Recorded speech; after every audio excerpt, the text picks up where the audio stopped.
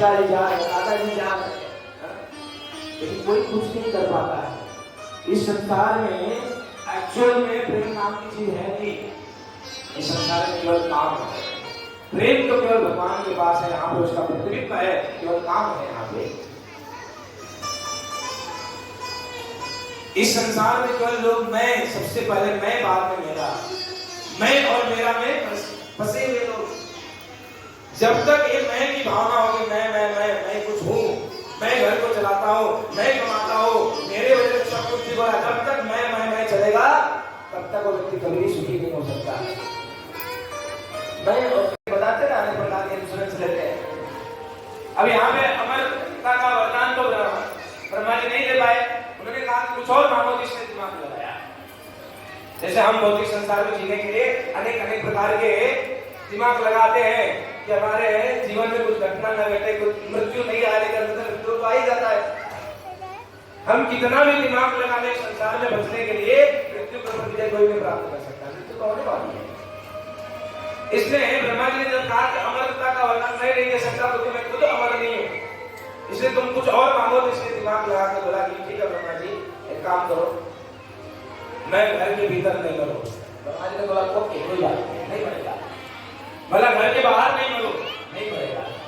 घर के भीतर नहीं मरो, घर के बाहर नहीं मरो, ना तो मैं ऊपर मरूं ना तो नीचे मरूं। ब्रह्मा जी ने बोला न मैं दिन में मरूं न रात में मरूं। ब्रह्मा जी ने कहा था और ना तो कोई मुझे शस्त्र से मारे ना शस्त्र से बिल्कुल न मरूं। ना मैं मनुष्य से मरूं, ना तो कोई मुझे मनुष्य मार सके और ना तो कोई जानवर मार सके। ब्रह्मा जी ने कहा और ब्रह्मा जी आपकी सृष्टि में जितने भी लोग हैं मैं उनसे भी नहीं मरूं, वो भी आपको जो बता देंगे। ब्रह्मा जी ने कहा मैं ना तो कोई महीने में मरूं, मैं 12 महीना होता है ना, उसमें से कोई महीने में मरूं। जितना हिरण्यकशिपु का दिमाग चला, हिरण्यकशिपु ने क्या किया, अपना लाइफ जैकेट बना दिया। बताइए क्या क्या मांगा उसने? ना अंदर मरो, ना बाहर मरो, ना ऊपर मरो, ना नीचे मरो, ना मनुष्य से मरो, ना जानवर से मरो। आपकी सृष्टि ब्रह्मा जी, आपकी सृष्टि में से कोई नहीं मार सकता, ऐसा वरदान दे दिया। ब्रह्मा जी ने तबाद कर चले गए। अब ब्रह्मा जी ने बोल दिया, वरदान दे दिया।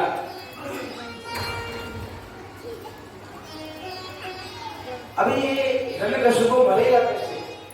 हिरण्यकशिपु ने क्या किया था कि जो लोग भी इतना आतंक, अपने को लाइफ जैकेट पहनकर और आतंक बजाने लगा, सारे देवताओं को विनर कर दिया। जितने भी लोग विष्णु की भक्ति करने वाले, जितने भी भक्त थे, ब्राह्मण थे, उन सबको मारने लगा, गायों को मारने लगा, यज्ञ को ध्वस्त करने लगा। इतना भयंकर रूप से वो विकराल स्वरूप धारण करके वो सभी को ध्वस्त करने लगा पूरा संसार। हिरण्यकशिपु के आतंक से केवल भौतिक संसार नहीं, तीनों लोग सब जगह पे पहाड़ मचा हुआ था। सारे देवी देवता त्रस्त हो चुके थे। देवी देवता को अपना स्वर्ग इत्यादि छोड़कर वो जो गुफाओं में कतराओं में हिरण्यकशिपु के डर से रहते थे। सब लोग हिरण्यकशिपु अगर जाते हुए दिख गया तो सब लोग जय जयकार लगाते थे, हिरण्यकशिपु महाराज की। आप लोग की जय मुझे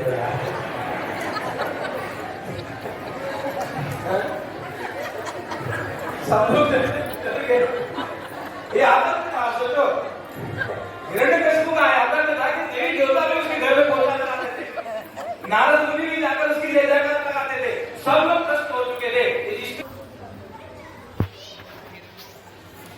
परीक्षित पूछते हैं कि इतना बड़ा राक्षस, इतना बड़ा असुर जो सभी के नाक में दम रख करके रखा था, उसके घर में महाभागवत कैसे पैदा हुआ?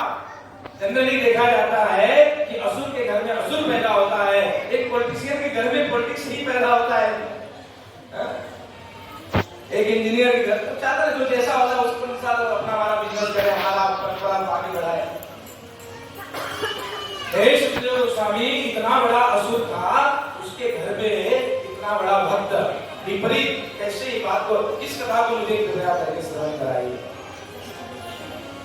सुखदेव गोस्वामी ने कहा कि नारद मुनि की कृपा से ये जो हिरण्यकशिपु का पुत्र प्रहलाद जो है, जिसकी नैसर्गिक रति थी भगवान के चरण कमलों में, जन्मजात नैसर्गिक रति थी। जब ये प्रहलाद कयादु के गर्भ में था तो उस समय नारद मुनि की कृपा हुई। नारद मुनि की कृपा जिसके ऊपर हुई और निश्चित रूप से वो जन्मजात भागवत बनेगा। जब गर्भ में प्रहलाद था तो उस समय कयादु की संगति नारद मुनि के साथ हुई थी। नारद मुनि ने बड़ा सुंदर भागवत सुनाया था उस समय कयादु को। और जब प्रहलाद पेट में था, इसलिए कभी एक चीज महिलाएं जब गर्भवती होती है ना, उस समय बहुत ध्यान रखना चाहिए। सुखदेव गोस्वामी कहते हैं कि कयादु को जब नारद की संगत मिली, नारद ने जब कथा सुनाया, उस समय प्रहलाद गर्भ में था और उस समय जो है कयादु ने उस कथा को जब सुना तो उस बच्चे के ऊपर संस्कार आ गया और वो बचपन से जन्म लेते ही भगवान के प्रति चरण कमलों में उसकी नैसर्गिक की रति बचपन से ही था। जब भी गर्भ में बच्चा होता है तो उस समय माताओं को बड़ा सावधान होना चाहिए। उस समय मोबाइल पिक्चर देखना बंद कर देना चाहिए, क्योंकि आप जो देख रहे हो ना वो उधर उतरेगा। वो संस्कार वही संस्कार है जो होता है। कभी कभी नहीं देखते, बचपन से बच्चा ना मोबाइल के लिया रहता है। आजकल मोबाइल हाथ से छूट लो तो जैसे उसके प्राण निकल जाए। क्यों? माँ ने देखा जब घर में वो था तो पिक्चर देख रही, अब वही गुण जो है उसके अंदर गया और वो बचपन से ही मोबाइल के पीछे अनेक गलत काम करना, फिर बाद में बोलते हैं कि मेरा बच्चा बिगड़ गया। प्रहलाद गर्भ में था, जिस इस प्रहलाद में जन्मजात नैसर्गिक की रति भगवान विष्णु को बनी। नारद मुनि की कृपा जिसके ऊपर हो जाए ना, उसको भगवान मिल जाते हैं। एक बार की घटना है कि नारद मुनि द्वारिका पहुंचे। नारद मुनि हमेशा भ्रमण करते थे। नारद मुनि बजाए वीणा, राधिका रमण नाचे, हमेशा भ्रमण करते हैं। उनको श्राप है। क्या श्राप है? एक जगह पे रुक नहीं पाओगे, हमेशा घूमते रहोगे। दक्ष ने श्राप दिया, क्योंकि दक्ष को मिला था सृष्टि करने की, प्रजा को उत्पन्न करो। और दक्ष जो क्या करता था, प्रजा को उत्पत्ति करता था। नारद मुनि आकर प्रजा कर उसको ब्रह्मचारी साधु बना देते हैं। एक दिन दक्ष परेशान होकर क्या किया, श्राप दे दिया, एक जगह पे रुकोगे, प्रचार करने के लिए रुकना पड़ता है। रुकोगे ही नहीं तो प्रचार करोगे ही नहीं, श्राप से घूमते रहोगे। घूमते घूमते नारद मुनि एक ऐसा व्यक्तित्व है, द्वारिका में आए ऋषि थे जिनका नाम था गालव ऋषि। गालव ऋषि, महर्षि गालव ऋषि एक दिन जो है नदी स्नान कर रहे थे। सुबह का कार्य क्रियाकलाप करते हैं, नदी स्नान इत्यादि कर रहे थे। और नदी स्नान करते करते उन्होंने जल को लिया। और नदी स्नान करते हैं तो अपनी पितरों को जल अर्पण करते हैं। उन्होंने लिया जल को लेकर जब पितरों को तर्पण दे रहे थे, उसी समय आकाश मार्ग से एक गंधर्व जिसका नाम था चित्रवत गंधर्व आसमान मार्ग से जा रहा था, उसने पूछ लिया। ऋषि जल को अर्पण कर रहे थे, गंधर्व ने जब झुका तो उनके अंजलि में आ गया। ऋषि ने तुरंत पानी छोड़ दिया। उन्होंने देखा कि ये गंधर्व जब देखो कहां थूकता रहता है। बड़ा गुस्सा आया ऋषि को। गालव ऋषि को बड़ा गुस्सा आया और वो चाहते थे उसी से श्राप दे देते थे। देखो उन्होंने सोचा कि इस समय भी राजा कृष्ण द्वारकाधीश हैं, मैं जाऊंगा उनके पास कंप्लेन लेके।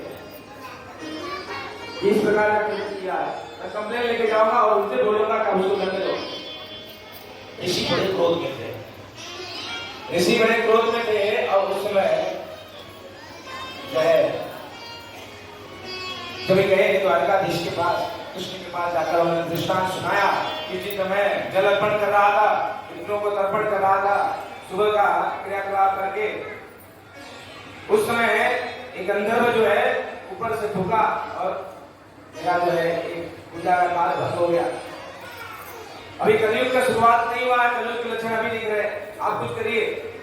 तो ऋषि का क्रोध इतना था कि उस ऋषि के क्रोध को शांत करने के लिए कृष्ण कहा कि आप गुस्सा मत करिए, भक्तों को गुस्सा शोभा नहीं देता है, आप अपना भजन करिए। मैं आपको वादा करता हूं कि जो है कल मैं इस चिरवन गंधर्व को मार डालूंगा, आप चिंता मत करिएगा। कृष्ण ने क्या संकल्प लिया, प्रतिज्ञा लिया कि मैं कल चित्रवन गंधर्व को मार दूंगा।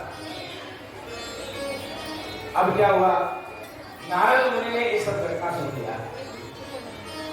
तो नारद मुनि बड़ा दयालु बेचारा, भगवान के लिए तो गाता है इतना सुंदर, कभी कभी हो जाता है गलती, इस गलती की सजा उसकी मृत्यु। नारद मुनि उस द्वारिका से निकल कर उन्होंने एक घटना देखा द्वारिका में कि द्वारिकाधीश ने ये प्रतिज्ञा किया है कि कल चित्रवत गंधर्व को मैं मार डालूंगा। नारद मुनि जाकर चित्रवत गंधर्व अभी भी पहुंचा ही था स्वर्गलोक में। नारद मुनि गए, बोले इधर उधर सुनना बंद करो, गुटखा पान तंबाकू खाना बंद करो, क्योंकि ऐसे लोग ज्यादा भूखते रहते हैं। कृष्ण द्वारिकाधीश ने तुमको मारने की प्रतिज्ञा ले लिया है, कल तुमको मार डालेंगे। अब तो ये चित्रवत गंधर्व बड़ा टेंशन हो गया कि अभी जिसको भगवान मारे कृष्ण राके को, अगर कृष्ण ने जिसको मारने का ठान लिया उसको कौन रोक सकता है। लेकिन धन्य है नारद मुनि, देखिए नारद मुनि की कृपा जिसके ऊपर। अब ये चित्रवत गंधर्व ने जैसे ही पता चला उसको कृष्ण मारने वाले हैं, तो इसका तो उसने सोचा कि अब तो मैं बच ही नहीं सकता, बोले कृष्ण प्रतिज्ञा लिया है। तो तुरंत ही ऋषि नारद मुनि के चरणों में गिर पड़ा कि आप मुझे बचा लीजिए। अब भक्त जो बड़ा कोमल हृदय के होते हैं भक्त, नारद मुनि ने कहा कि देखो ठीक है, मैं तुमको कुछ प्लान करता हूँ, अब मैं जैसा बोलता हूँ तुम वैसा करना। एक काम करो, कल तुम जाके यमुना स्नान करना। कल सुबह यमुना स्नान करने के बाद जो कोई भी तुमको वहां पे दिखेगा उससे जो है अमरता का वरदान मांग लेना। पहले कल ब्रह्म मुहूर्त में जाके यमुना स्नान करना। यमुना स्नान करने के बाद जो कोई भी तुमको दिखेगा उससे अमरता का वरदान मांग लेना, तो तुम बच जाओगे। अब चित्रवत गंधर्व को ये बात करके नारद मुनि द्वारका के लिए प्रस्थान किए। अब चित्रवत गंधर्व को निराया था जिसकी मृत्यु कल होने वाली है। अब तो पूरी रात भर हो नहीं, वो सोच रहा है कब सुबह ब्रह्म मुहूर्त हो, अब मैं यमुना स्नान करूं। यमुना स्नान करने के लिए गया सुबह ब्रह्म मुहूर्त में। इधर नारद मुनि क्या किए, इसको बताकर नारद मुनि द्वारिका गए। द्वारिका में उन्होंने द्रौपदी को कहा कि कल यमुना स्नान करने की बड़ी महिमा है। सुभद्रा को कहा कि कल तो मैं यमुना स्नान पक्का करूंगी। इधर ये आए तो पहले आ चुका था, पहले आकर ब्रह्म मुहूर्त शुरू हो, उसने यमुना में स्नान करके तो तैयार बैठा था, कौन दिखाई तो नहीं दे रहा है। कृष्ण ने तो इधर प्रतिज्ञा लिया था, दूसरे दिन कृष्ण प्रतिज्ञा लिया और निकले इसको मारने के लिए बताना है। अरे मैं इसको मारने आया हूं, मैं प्रतिज्ञा लिया हूं, मैं ऋषि को प्रतिज्ञा वचन दिया हूं कि मैं तो इसको मार दूंगा। बोला कि मुझे भी आदेश मिला है सुभद्रा का कि इसकी रक्षा करना है। बोला देखो मेरे सामने से हट जाओ। बोला कि आप हट जाइए। बोला मेरे साथ युद्ध करना पड़ेगा, स्वीकार है आपके साथ युद्ध करना, देखिए मर जाऊंगा लेकिन मैं इसको बचाऊंगा। अब वहां पे युद्ध शुरू हो गया, किसके बीच में, अर्जुन और कृष्ण के बीच में युद्ध शुरू हो गया। और इतने दिनों तक, अब भक्त और भगवान के बीच में जब युद्ध चले तो युद्ध कभी समाप्त होगा? बड़े लंबे समय तक युद्ध चलता रहा। ये देखकर महादेव जी को रुकारा नहीं है, बोले क्या चल रहा है, कभी खत्म होने वाला है क्या भक्त और भगवान के बीच में युद्ध? कभी नहीं खत्म होगा। महादेव स्वयं आए शिव जी, उन्होंने बोला क्या कर रहे हो, दोनों को समझाया बुझाया, दोनों चले गए। अब ऋषि गालो देख रहे हैं कि मारने की प्रतिज्ञा क्या था, मेरी बात को नहीं सुना, सब सेटल कर लिया, पता नहीं क्या कर लिया, आपस में सुलह कर दिया, सब चले गए। अब ऋषि काला को छोड़ आया, उन्होंने चल दिया हाथ में, अभिमंत्रित किया कि मैं अब इसको चित्रवत गंधर्व को भस्म कर दूंगा। जैसे ही संकल्प लिया उसी समय सुभद्रा ने कहा कि अगर मैं जीवन भर पतिव्रता स्त्री धर्म का पालन की हूं तो इस ऋषि कालो के हाथ में जो जल मंत्रित कर रहे हैं उसको मारने के लिए ये जल फ्रीज हो जाए, बर्फ बन जाए। जैसे ही सुभद्रा ने कहा फ्रीज हो गया, एक मंत्र चला ही नहीं। ऋषि कालो ने देखा कि नहीं, भगवान की कुछ अलग योजना है, और तुरंत ही उनका जो क्रोध था शांत हुआ, चले गए। लेकिन कहने के बाद मैं ये बता रहा हूं कि जिसके ऊपर नारद मुनि की कृपा, उसको भगवान मारने वाले तो भी नारद मुनि उसको बता देते, ये भक्त है। ये नारायण जगत की संगति कयादों को जब हुई तो जब कथा श्रवण की उसने प्रहलाद को जन्म दिया। अब जो है प्रहलाद का जन्म हुआ तो हर कोई पिता जब बच्चा का जन्म होता है थोड़ा बड़ा होता है तो क्या करता है, मेरा बच्चा पढ़ाई करेगा, स्कूल कॉलेज मिलाते हैं, कौन सा अच्छा स्कूल वहां पे डालते हैं। हिरण्यकशिपु ने अपने बेटे प्रहलाद को उन्होंने गुरुकुल भेजने के लिए सोचा तो गुरुकुल के जो शुक्राचार्य के दो चेले संड और अमर को बुलाया, इसको लेकर जाओ और गुरुकुल में इसको शिक्षाएं दो। अब ये संड और अमर जो है प्रहलाद को ये शिक्षा देने के लिए राजनीति शास्त्र की शिक्षा, अर्थशास्त्र की शिक्षा, सांसारिक विषयों की शिक्षा, अनेक प्रकार की शिक्षाएं इस बालक को सिखाने लगे। लेकिन प्रहलाद को जन्मजात भगवान में नैसर्गिक होने के कारण ये प्रहलाद को मानो सब कुछ पहले से पता था। जब भगवान की कोई भक्ति करता है तो उसको बुद्धि भगवान देते हैं। तेषां सतत युक्तानां भजतां प्रतिपूर्वकं ददामि बुद्धि योगम तम एक नामो बयान देते। जब कोई भगवान की भक्ति करता है तो भगवान बुद्धि उसको भगवान देते हैं। देखिए आप लोगों ने ऐसे कई भक्तों को जानते होंगे, सुने होंगे कि वो महान संत है, जन्मजात अंधे हैं, लेकिन बड़ी बड़ी कथाएं करते हैं, वेद शास्त्रों का ज्ञान है। स्कूल कभी नहीं गए लेकिन वेद शास्त्रों का ज्ञान कैसे हो गया? कितने सारे लोग को मैं जानता हूं जिनको जन्म वो स्कूल गए नहीं, पढ़े ही नहीं, लेकिन बड़ी बड़ी भागवत कथाओं को करते हैं, बड़े बड़े श्लोकों को बोलते हैं। कहां से सारी बुद्धि कहां से आई? क्योंकि जब हम भगवान की भक्ति करते हैं तो भगवान उस भक्त को बुद्धि प्रदान कर देते हैं। और जब भगवान बुद्धि प्रदान करें तो बताइए संसार की क्या चीजें बचा उसके लिए। तो प्रहलाद मानो जन्मजात सब कुछ उसको पता था, पहले से सब कुछ पता था। ये संत सिखाते हुए बड़ा प्रसन्न रहते थे कि ये जो कुछ भी हम इसको सिखाते इसका जवाब दे देता है, मानो इसको पहले से पता था। कहां से सीख के आया सब? ये सब कहीं से सीख के नहीं आया। जो भगवान विष्णु ने उसकी जन्मजात इतना सर्वे गुणस्पति समासते सुधा। जब भगवान की कोई भक्ति करता है तो उसके अंदर देवताओं के गुण अपने आप प्रकट होने लगते हैं। इसलिए बचपन से ही बच्चों को जो है इस भक्ति की शिक्षा देना चाहिए। अगर आप चाहते हैं कि हमारे बच्चे बुद्धिमान बने, उनको बचपन से ही भक्ति में लगाइए, बचपन से ही भगवान के भक्ति करना सिखाइए, तब वो बड़े बुद्धिमान बनेंगे। नहीं तो जो बच्चों को संस्कार बचपन से नहीं दिया वो बच्चे आगे चल के बड़े बदमाश बन जाते हैं और वही माता पिता को बहुत दुख देते हैं। कल मुझे एक कॉल आया, यहाँ पे सरी गांव में एक बहुत बड़ा इंडस्ट्री है, मधुरा इंडस्ट्री नाम मुझे, उनके मालिक का फोन आया कि प्रभु जी मेरे जो है भाई का एक लड़का है बहुत बिगड़ गया है और इतना नशा करता है,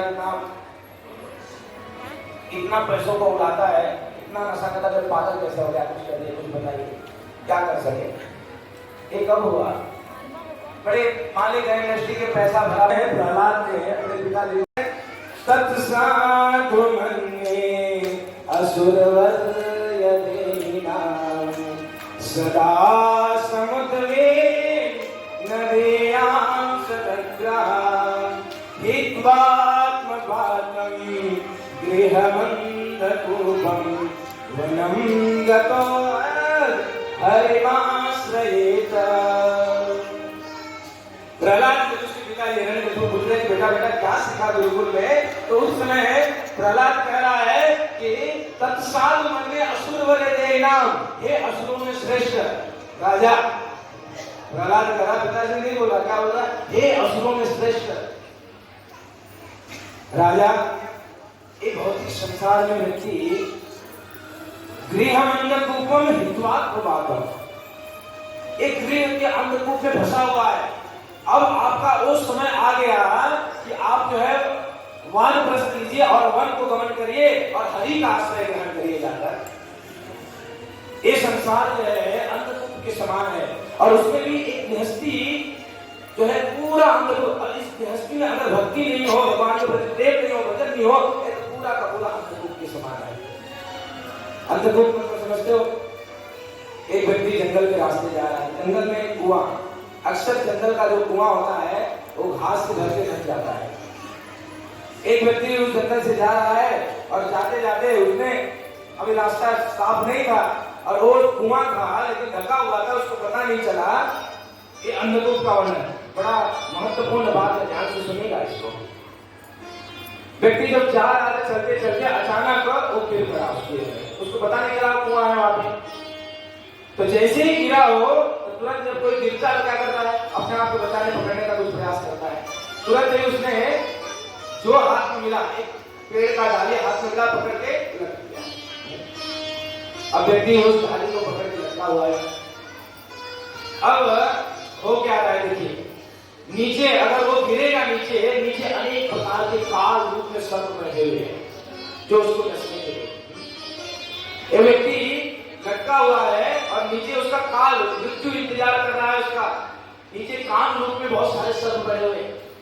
अब ये व्यक्ति पकड़ा हुआ है। अब क्या हो रहा है, उसी समय उस पेड़ के ऊपर मधुमक्खी लगा हुआ है, मधुमक्खी से रस टपक रहा है और ये पकड़े हुए वो रस को अपना मुंह लगा रहा है, वो रस मिले, वो रस मिले। सोचो नीचे काल खड़ा हुआ है और ये सेटिंग लगा रहा है कि मुझे ये प्राप्त हो जाए, ये रस मुझे मिल जाए, ये रस मुझे मिल जाए। ये किसी और के जीवन की घटना नहीं है, लेकिन ये संसार की चीजों को भोगने के पड़े पड़ा। दुर्भाग्य की बात क्या था कि जिस डाली को पकड़ा हुआ है ना, उस डाली को एक चूहा गुजर रहा है। अब वो डाली भी टूटने वाली है और ये सेटिंग लगा रहा है, देख रहा है कि ये डाली ही टूटने वाली है और उसकी मृत्यु नीचे इंतजार कर रही है। फिर भी वो ये भौतिक संसार में रमण करने का प्रयास कर रहा है। ये अंधकूप है। प्रहलाद कह रहे हैं कि पिताश्री ये संसार जो है इस अंधकूप के समान है। अब आपका समय हो चुका है, वनम गतो हरि मास के अंदर आप वन को प्रस्थान करिए और हरि का भजन, हरि की शरणागति को स्वीकार करिए। एक बार ये बात को बीरबल अकबर की कहानी सुने। एक बार बीरबल ने अकबर को कहा कि इस संसार में राजन, इस संसार में सबसे ज्यादा व्यक्ति अपने आप से प्रेम करता है। अकबर ने कहा इस संसार में एक माँ अपने बच्चे से बहुत प्रेम करती है, अपने मुख का निवाला उसको खिलाकर उसके प्राण की रक्षा करती है, उससे बहुत प्रेम करती है। इस संसार में माँ अपने बच्चे से बहुत प्रेम करती है। बीरबल ने कहा कि राजन एक और कहने की बात है तो गलत है, बुलाने मुझे इसे शुद्ध करके दिखाओ नहीं तो मैं तुमको दंड दूंगा। बीरबल ने एक दिन सभा में इस बात को सिद्ध करने के लिए सबसे पहले व्यक्ति अपने आप से प्रेम करता है। बीरबल का क्या कहना था? नहीं, एक माँ अपने बच्चे से बहुत प्रेम करती है। इस बात को सिद्ध करने के लिए अपने आप से प्रेम करता मनुष्य सिद्ध करने के लिए एक दिन भरी सभा में बीरबल ने एक टाकी, कांच की टाकी लिया और उस सभा में रखा और उस जो है ड्रम के अंदर, जो कांच का ड्रम था, उस ड्रम के अंदर एक बंदरिया और उसके बच्चे को डाल दिया। आपने देखा है बंदरिया अपने बच्चे से कितना प्रेम करती है, एकदम अपने सींग में लगा करती है। अब उसके बच्चे को कोई करे तो उसको खा जाएगी। अकबर ने कहा कि देखो बीरबल, बंदरिया अपने बच्चे से कितना प्रेम कर रही है, इस बच्चे को कुछ हो नहीं जा करके करी हुई है और बच्चे को पकड़ के बैठी हुई है। देखो कितना प्रेम है एक माँ का अपने बच्चे के प्रति। चिंता मत करो, देखेगा उस ड्रम में जिसमें बंदरिया और उसके बच्चे थी, बीरबल पानी भर गया। जैसे जैसे पानी भरा, बंदरिया ने क्या किया कि उस बच्चे को उठाकर अपने सीने से रखी थी कि मेरा बच्चा पानी में डूब गया। जैसे जैसे सीने के पास पानी आया, बंदरिया ने उठाकर बच्चे को अपने कंधे में बैठा लिया कि मेरा बच्चा कहीं डूब न जाए। जैसे जैसे कंधे तक पानी पहुंचा, बंदरिया ने अपने बच्चे को उठाकर अपने सिर पे रख लिया कि मेरा बच्चा डूब न जाए। अकबर बोला देखो लो प्रेम, देखो कितना प्रेम कर रही है अपने बच्चे से कि उसको इस प्रकार से उठा कर रख रही हो, उसके प्राण न चला। बुद्धि होती है तब तक उनके साथ करोगे। प्रहलाद ने उपदेश दिया कि हे पिताश्री, गोद में बैठा हुआ, हे पिताश्री आप घर बार छोड़िए, अब समय हो चुका है, वन को प्रस्थान करिए, अब भजन करिए भगवान का। देखिए एक समय आता है वानप्रस्थ का, 50 साल के बाद ना व्यक्ति को वानप्रस्थ लेना चाहिए। ज्यादा से ज्यादा मंदिर की सेवाएं, ज्यादा से ज्यादा भगवान की शरणागति में ज्यादा अपना समय निकालना चाहिए। 50 साल का एज भी कहता है कि अभी वन में जाओ, 50 के बाद क्या आता है 51 वन में जाओ, 52 वन में जाओ। ये गिनती भी बताता है कि भाई अब तो भजन करो, अब तो भक्ति करो, अब जीवन का बहुत सारा समय निकल चुका है, कब भजन करोगे। प्रहलाद छोटा से बालक पिताजी के गोद में बैठे पिताजी को उपदेश दे रहा है, पिताजी ये मैंने सीखा, अब तो जैसे इसने बोला हरि मास ले था भगवान विष्णु की भजन करो, भक्ति करो, अब तो ये तो विष्णु का द्वेषी था।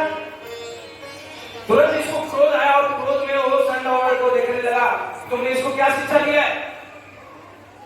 संडवड़ बोले कि राजन हमने कुछ इस प्रकार का शिक्षा नहीं दिया है, हमने तो राजनीति ये सारे शिक्षाएं दी है, ये पता नहीं कहां से सीख के रहा है, मुझे पता नहीं है, हमने शिक्षा नहीं दिया राजन। फिर क्रोध करने लगा और बोला कि देखो इस्कॉन वाले जो ना अंडरग्राउंड टीचिंग करते हैं, कहीं इस्कॉन के डिवोटी आके इसको कुछ बिगाड़ तो नहीं रहे तुम्हारे गुरुकुल में, इनसे सावधान रहना, ये किसी को भी छोड़ते नहीं है। हमारे अंतरराष्ट्रीय कृष्ण महाराज के एक आचार्य जिनका अभी भी प्रयाण हुआ, परम पूज्य गोपाल कृष्ण गोस्वामी महाराज हमारे गुरु जी, वो पाकिस्तान में जाकर प्रचार करते थे, कैसे मुसलमान का वेश धारण करेंगे और अंडरग्राउंड पाकिस्तान में करते थे। आज पाकिस्तान में हजारों डिवोटीज हैं और वहां पे रथ यात्रा भी करता है। हिरण्यकशिपु ने कहा कि देखो गुरुकुल में इस वाले छुपे छुपे प्रचार तो नहीं कर रहा है अंडरग्राउंड, अब सावधान रहना, अब लेकर जाओ वापस उसको सिखा के लाना कि कैसे राजनीति किया जाता है, सब सिखा के लाओ, मैं ये सब सुनना चाहता हूँ। अब ये प्रहलाद को वापस लेकर गए बेचारे गुरु जी लेके गए, अब जाकर वो सिखाने लगे कि प्रहलाद की तो शरीर की रही। अब प्रहलाद ने क्या किया, अब गुरुकुल में अनेक जो बालक थे उन सारे बालकों को शिक्षा देने लगा, साचों को वर्णा का प्रवचन देना चालू किया। दुर्लभम मानुषम जन्म तदप्यधुरम। अब जो है हिरण्यकशिपु ने क्या किया, प्रहलाद को वापस भेज दिया गुरुकुल में और संत अमर को स्पेशल आदेश दिया कि अब ध्यान देना और किस प्रकार से कहीं विष्णु के भक्त या किसको कुछ तो उल्टा शिक्षा नहीं दे रहा है, अब सावधान करना। लेकिन प्रहलाद जिसकी रति भगवान में लग चुकी है, अब तो सहभागियों को उपदेश देने लगा। किस प्रकार से प्रहलाद ने उपदेश दिया, समय हो गया ना, इस प्रकार से प्रहलाद ने सहभागियों को उपदेश दिया, वापस अपने पिताश्री के पास आता है और वापस पिताश्री को कुछ जो उपदेश सुनाता है, एक कुछ उपदेश और साथ साथ में भगवान नरसिंहदेव का प्राकट्य और हिरण्यकशिपु का वध, इन सारे लीलाओं को हम कल स्मरण करेंगे, इन सारे लीलाओं को हम कल सुनेंगे, कल देखेंगे। समय हो चुका है, लेकिन हिरण्यकशिपु का प्राकट्य आज आप ड्रामा के माध्यम से बच्चे के द्वारा देख लोगे, तो समय हो चुका है, हम यहीं पे कथा विश्राम करेंगे। लेकिन ध्यान रखिए कि भागवत का ये जो सप्तम स्कंद की प्रहलाद की शिक्षाएं है ना, बहुत महत्वपूर्ण है जीवन का। उन शिक्षाओं को थोड़ा प्रकाश डालेंगे और कल हमारे बीच में ब्रह्म पूज्य कमल लोचन प्रभु जी भी आ रहे हैं, तो प्रथम आप टाइम से आएंगे तो 7 से लेकर 8:30 बजे तक मैं कथा करूंगा और 8:30 बजे से लेकर 9:30 बजे तक हम प्रभु जी का आशीर्वाद प्राप्त करके उनके मुख से कथा श्रवण करेंगे। तो आपको प्रहलाद की शिक्षा, हिरण्यकशिपु का जो है मृत्यु कैसे हुआ, कैसे जो है भगवान नरसिंहदेव कैसे प्रकट हुए, इस सब को आपको श्रवण करना है। तो कल ठीक समय पे ठीक 7 बजे सब लोग उपस्थित हो जाए। मैं देखता हूँ कि लोग धीरे धीरे आते हैं, लेकिन कल आप समय पे आइए, क्योंकि बहुत महत्वपूर्ण जो बातें हैं कल हम जो है कथा में प्रारंभ में करने वाले हैं। तो हम यहीं पे कथा विराम करते हैं और आप अभी थोड़ी देर तक बैठिए, कुछ अनाउंसमेंट के बाद जो है छोटा बच्चों के द्वारा प्रोग्राम होगा और भागवत की आरती इत्यादि और अनाउंसमेंट सुनिए। ग्रंथराज श्रीमद् भागवत महापुराण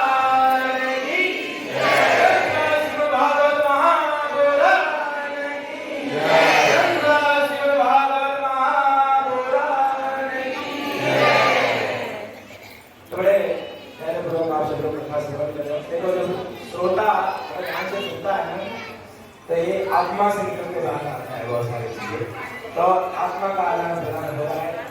तो आप सुबह से आइए और अन्य जो भागवत की सेवाओं में भाग लीजिए। आज इस तारीख हो गया, अब धीरे धीरे आप देख रहे होंगे कथा में रस बढ़ रहा है, देखिए एक प्रतिदिन रस की वृद्धि होगा, इसमें प्रतिदिन वृद्धि होगा और आशीर्वाद प्राप्त करेंगे।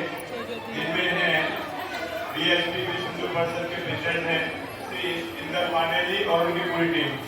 आप सभी आइए। हरे राम हरे राम राम राम हरे हरे। पूरा टीम विश्व हिंदू परिषद का बहुत अच्छा कार्य कर रही है।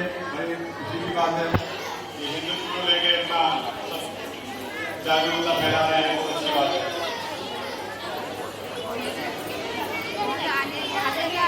और गिरीश भाई साईं नगर के जो प्रेसिडेंट है गिरीश भाई,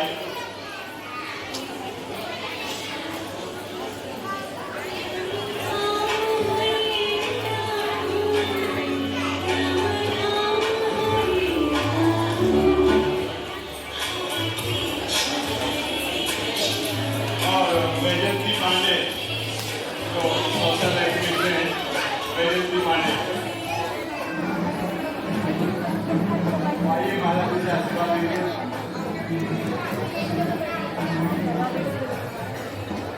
त्रिपाठी जी गांधी सिटी में रहते हैं। त्रिपाठी जी,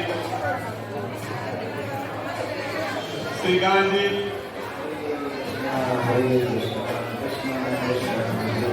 हरे राम राम राम हरे हरे, हरे कृष्णा कृष्णा कृष्णा हरे हरे, हरे राम राम राम हरे।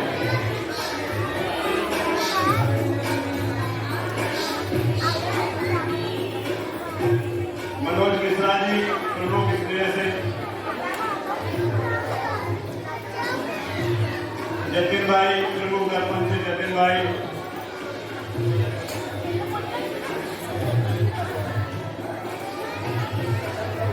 गणेश कदम जी,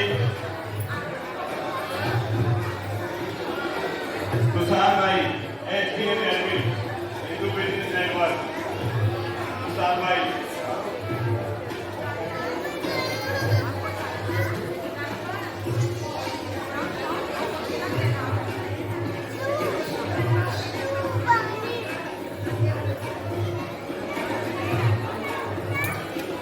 आज का जो महाप्रसाद है वो हमारे जो सामावड़ी की युवा टीम है उनके द्वारा ऑर्गेनाइज किया गया। आज का महाप्रसाद गिरीश भाई, जतिन भाई, गोविंद भाई, अतुल भाई, संजीव गोस्वामी जी, अरुण चौरसिया जी, विजय शर्मा जी, विकास शुक्ला जी और धनंजय जी, हमारे टीम है। और विपिन धोखा जी बजरंग दल के अध्यक्ष, उनका भी स्वागत, उनका भी जो है आशीर्वाद लेंगे महाराज जी से। और हेमंत परिवार जी, हमारे मित्र हेमंत जी जो गौरव से आइए हेमंत भाई।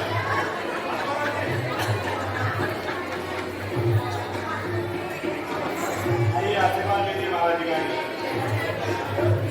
और आत्मा राम जी आइए महाराज जी का आशीर्वाद लीजिए। हरे कृष्णा कृष्णा कृष्णा कृष्णा हरे हरे, हरे राम राम राम हरे हरे। और मैं सभी जो हमारे आज जो मेरे आरती पावन पुराण की,